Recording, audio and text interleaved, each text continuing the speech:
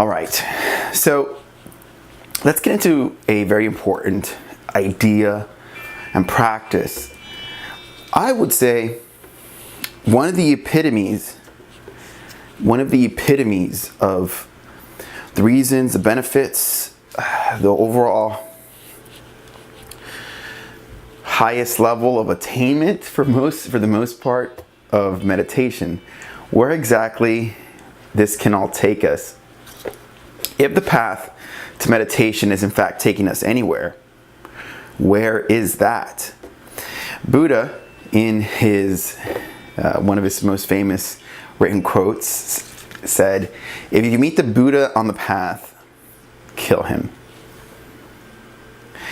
And you see, Buddha was in many ways saying that, on the way I interpret that sincerely is that on the way to enlightenment, on the way to your path, you can have teachers, but ultimately you are going to reach the highest levels of your attainment on your own.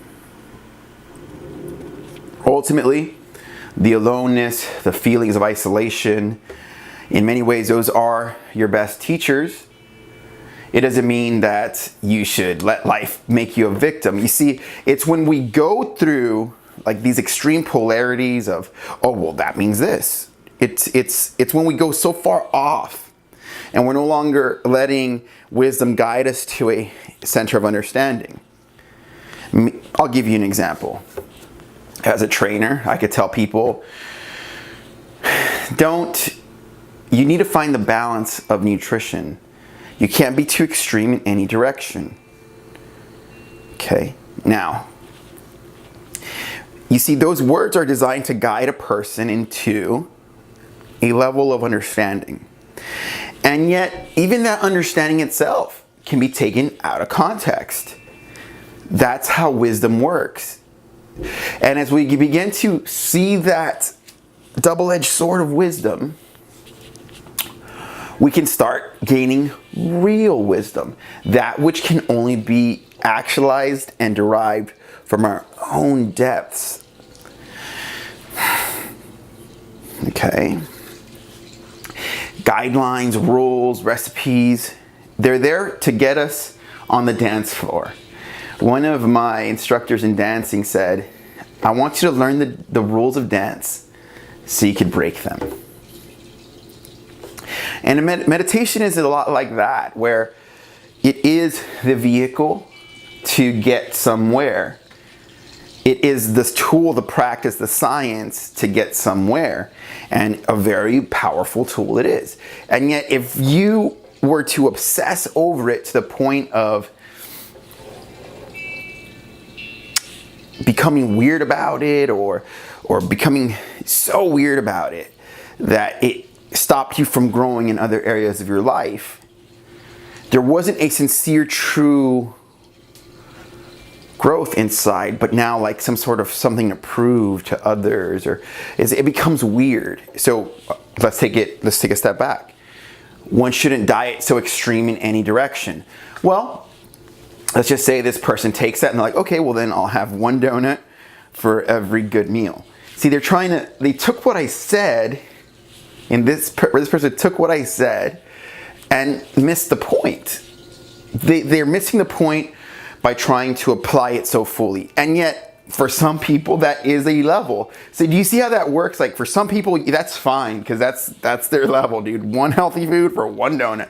That's their level. But as you grow in this nutrition path, in this said nutrition path, one of my courses is on nutrition. As you grow on that said nutrition path, you mustn't stay at that level and say, yeah, that's it, I'm there. So I'd like to get you into, I'm going to tell you a story. This is a story taught by my guru. I never wanted to say I had a guru. It's not like I get some sort of kick out of saying I have a guru. Like, I'm as Americanized and Westernized as most people are. And yet through that, there's a level of clarity that I've gained in saying I have a guru. Okay? And this story comes from his writings. Now, he may have gotten this from his teacher, or there's a lineage of this story. It's said in many different forms. I've heard this, Paul Coelho also says this in his book, The Warrior of Light. So here goes. One day there was a kid. This child was born to a master, a great spiritual master. And the master tells the kid one day when he's old enough to go visit a king. Now I am fast forwarding a lot to allow time. So one day when it's time, this master sends his kid to go learn from a great enlightened king, a king of very high reputation for his next level of spiritual growth. You could say he's going to be his guru at some point, right? So the kid goes, this young man, maybe a teenager or something. He goes and visits the man. The man is a king, and when he arrives, the king has women fanning him with fans, and he's got this great palace of wealth. And immediately the kid has a reaction of disdain, disgust, like, how dare my father send me to this worldly man, this secular man, right? And so the son is about to leave the king, and the king says, hold on, what's going on? And again, this isn't my own words, right? So the kid tells him, I can't believe my father sent me to learn from such a worldly, secular man. And the king says, okay, fair enough. So he says, sit down, let's begin talking. And they begin talking about things. And soon, around them, in comes one of the king's servants, and the servant says, my king, the kingdom is on fire. We must leave, evacuate this building. And the king says, it's okay, leave me. I'm talking to this student. I need you to leave me alone. So he's left alone, and they continue talking. The kid notices that off in a distance there's a fire. Time passes, and they're continuing their conversation of the path of spirituality, and soon a servant comes in again and says, my king, the fire is approaching at a very, very fast pace. Please, sir, we must go. And the king says, can't you see I am talking to this young man, this disciple, this student? Please leave me be to my business, So the servant leaves. In any case, before you know it, the fire begins encroaching on them, now entering the palace walls, even burning the books on the table, the flames wisping into the table. At this point, the child, the king, the kid gets up and goes, we must go. The kid now tells him. And the servant comes in as well. He's like, we gotta go. At that moment there, immediately, the flames disappear.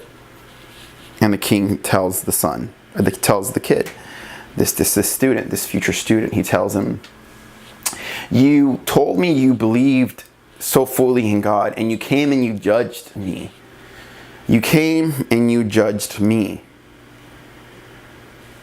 based on what you saw, based on what you thought of me. And yet, when the test and trial came to you, you panicked, and your faith in God was tested and shaken. At this point here, the young man says, I'm sorry, you're right. And he sees the power and reverence and enlightenment within the king to have had that level of understanding. So the king says, look, if you want to begin our teachings, our lessons, the training, I'm going to have you take these 2 oil lamps. One oil lamp here in this hand and one oil lamp here in this hand. And I need you to walk through the palace observing all you see. Take it all in. And not let a single drop drop from this oil. Not a single drop of oil dropped from these lamps. As a matter of fact, one servant will go with you on your right, and one servant will go with you on your left. And then we'll keep adding oil to your fire, to the flame, ensuring that you are never without oil in your lamps. And well, the kid goes. He goes walking in the palace, and he comes back, and the king notices that there is oil missing. A significant amount of oil is missing. The young man has dropped some oil on the floor. And the king says, so you took in the beauty, and that was part of the requirement, that was part of the lesson. You took in all you saw of my palace. But you were unable to stay centered and focused on the other task. So I need you to do this again, this time without dropping any oil. The student understands. Fair enough. Fair enough. And this time, he walks to the palace, and this time he actually achieves the goal. And he comes back to the king, and this time without any oil drop from the lamp. And at this point here, the king says, well done. I see that you have acquired the lesson. I see that you understand what this is about, and you have the capacity for growth, etc., something like this. And so we are able to begin our teaching. The end of the story. So, as you heard that story, the reason I'm sharing that with you is through the years of meditation, when I first heard that story in 2013 or whenever it was, 14, I found it pretty powerful. Because I was like, okay. And so one of the key elements is to be in the world, not of the world. That is sort of the key thread in that story. See, meditation has been linked to being a hippie or being some yogi or looking a certain way. And that's sort of the unappeal, I think, of meditation is that, I am wearing African turquoise meditation beads, but this was a choice of style. I actually do enjoy this color. I actually do like these meditation beads quite a bit. And I understand there's a certain look and an image that people may project onto me for saying I'm a yogi, or they may have expectations. Like I told you, I've had people tell me, you don't look like you're a yogi. And that's fine. The key idea, though, the takeaway is that as time has gone on, that story has shown me the consistent idea that through everything, my goal should be to have a certain understanding within myself. Going back to what we talked about, if you meet the Buddha on the path, kill him. Talking about how people sometimes take a certain level of wisdom and they push it to the extreme, so it totally takes them off center. So the idea, they were going in this direction, they hear some wisdom, it takes them to center, and they go past center and they obsess, right? And then, like, say Grant Cardone has a lesson that says be obsessed or be average. So there's a lot of truth to that, there's a lot of power in that. And then, while there's a lot of power in that, it's like, can you be so obsessed that you miss the marks in other areas of life? Yes. Does that make any sense? That ultimately your own understanding of meditation and the practice and the overall self-awareness within self cannot be replicated, cannot be bought, it cannot be formulated. It is a true, sincere level of depth that can only be experienced with self. And this is not something that I'm making up.